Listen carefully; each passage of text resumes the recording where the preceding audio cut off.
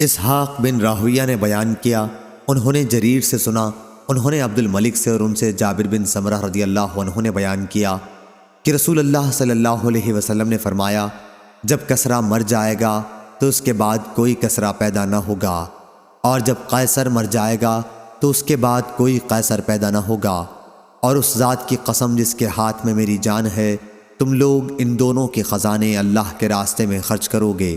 صحیح بخاری حدیث نمبر 3121۔ یزید فقیر نے بیان کیا، کہا ہم سے جابر بن عبداللہ رضی اللہ عنہ نے بیان کیا کہ رسول اللہ صلی اللہ علیہ وسلم نے فرمایا، میرے لیے مراد امت ہے، غنیمت کے مال حلال کیے گئے ہیں۔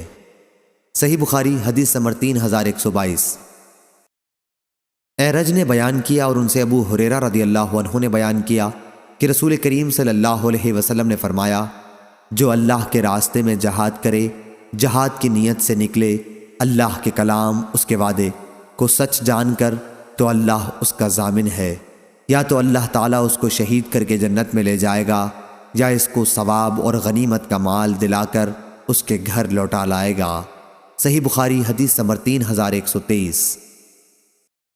عبداللہ بن مبارک نے بیان کیا، ان سے معمر نے، ان سے حمام بن بنبا نے، اور ان سے ابو ہریرہ رضی اللہ عنہ نے بیان کیا کہ رسول کریم صلی اللہ علیہ وسلم نے فرمایا، بنی اسرائیل کے پیغمبروں میں سے ایک نبی یوشع علیہ السلام نے غزوہ کرنے کا ارادہ کیا تو اپنی قوم سے کہا کہ میرے ساتھ کوئی ایسا شخص جس نے ابھی نئی شادی کی ہو اور بیوی کے ساتھ کوئی رات بھی نہ گزاری ہو اور وہ رات گزارنا چاہتا ہو، اور وہ شخص جس نے گھر بنایا ہو اور ابھی اس کی چھت نہ پاٹ سکا ہو، اور وہ شخص جس نے حاملہ بکری یا حاملہ اونٹنیاں خریدی ہوں اور اسے ان کے بچے جننے کا انتظار ہو، تو ایسے لوگوں میں سے کوئی بھی ہمارے ساتھ جہاد میں نہ چلے۔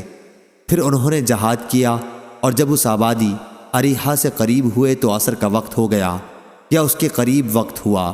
انہوں نے سورج سے فرمایا کہ تو بھی خدا کا تابع فرمان ہے اور میں بھی اس کا تابع فرمان ہوں، اے اللہ ہمارے لیے اسے اپنی جگہ پر روک دے۔